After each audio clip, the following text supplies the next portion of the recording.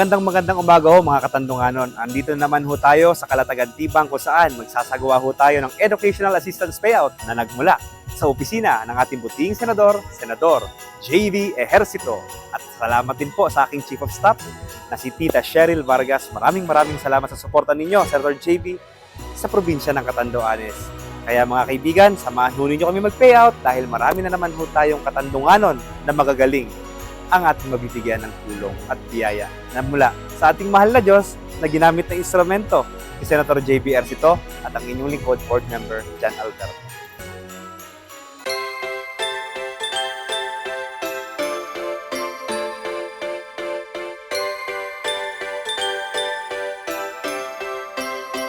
Magandang umaga ho at syempre mas gumandang umaga ko dahil alam kong hindi natin pwedeng gutumin ang ating mga magpe-payout dahil alam nyo naman ang AIX, ang Educational Assistance, marami pong ang mga papel na pinipilapan kung saan medyo matagal ang proseso. Kung kaya, ayan, meron ho tayong ihahandog na mga merienda para sa kanila. Kagaya ngayon, meron lumapit sa atin na yun, akala nila makakasama sila sa payout. Humihingi po ako ng paumanhin at alam kong maiintindihan nyo naman dahil naniniwala ako na malawak ang kaisipan ng mga batang Katandunganon.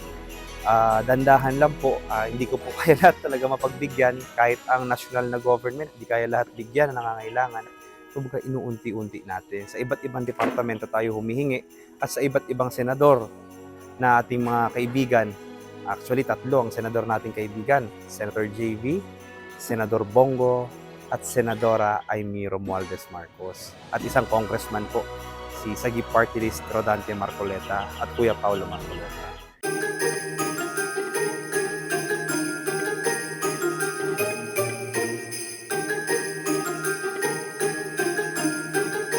Kung sakaling mapunan nyo yung ibang kulang, pinagdarasal ko na wala sana talagang kulang, makukuha nyo naman dito sa opisina nila sa Perak kung sakaling kulang. Na nireviews ako sa uyam nyo naman. Pagkalimbawi ko kulang, hindi lamang ka mamayam kami ha. Dito na pagsabot sa napag-iwang kulang na requirement ha. Ako po si Linlin Bunagua from Buena Vista, Catanduanes. Nag-aaral po ako sa Catanduanes State University. Isa po ako education student, 4th year. Kasalukuyang nasa Catanduanes National High School as student teacher and masayang-masaya ako kasi nabigyan ako ng chance na magkaroon ng educational assistance galing kay Senator JV Ejercito and kay PBM John Alberto. Kasi as a student teacher, kailangan po namin ng 2 uniform, cost of 2,000 pesos and malaking bagay na to para hindi na pa ako humingi kay mama at papa. Good morning everyone. My name is Aileen P. Tabo. Papasalamat po ako dahil nabigyan ako ng opportunity. And as a 4th year student po, malaking tulong na po ito. Papasalamat po ako sa Senador JV Ejercito asin kay John Ferdinand Alberto sa Samuyang PBM. Maraming salamat po. Ako po si Lovely Rose A. Belen, taga Mabini, Caramoran, Catanduanes. And nagpapasalamat din po ako kay Senator JV Ejercito and kay PBM John Ferdinand Alberto po. Marami pong tulong po ito sa akin kasi po bilang estudyante po, makakatulong na po ito sa pang-araw-araw po na gastusin. Maraming salamat. Ang 4 po na ito na educational assistance para lahat ng mabibigyan. Senator JV Ejercito in partnership with PBM John Ferdinand Alberto. Salamat po dahil ang itong mga naipukan sa itong mga nangamayon. Salamat po.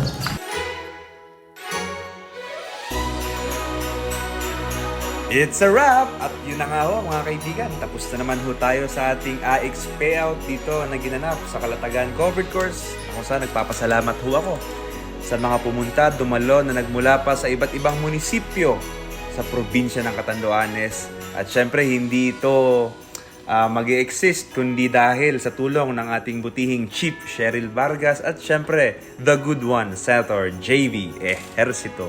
Sana ho, huwag kayong magsasawang tumulong dito sa aming probinsya dahil nakikita nyo naman bakas sa kanilang mga muka na sila'y natutuwa at talaga namang makakapantawid ng kanilang pag-aaral. Dahil sabi nga ni Gat. Jose Rizal, ang kabataan ang pag-asa ng bayan. Muli, Lalong-lalo na sa mga nagsakripisyo ang aking mga staffs, nagpapasalamat din ako. Siyempre, walang ibang karapat-dapat na higit na pasalamatan kundi ang poong may kapal. Kaya sa liwat, mga kababayan kong Katandunganon, huwag ho kayong magsasawang umantabay, umalalay at sumama sa ating mga maliligayang pagbigay ng tulong sa probinsya ng Catanduanes. Muli, ito ang inyong lingkod aki, Board Member Jan Alberto. Maraming salamat ho at magandang umaga sa inyong lahat.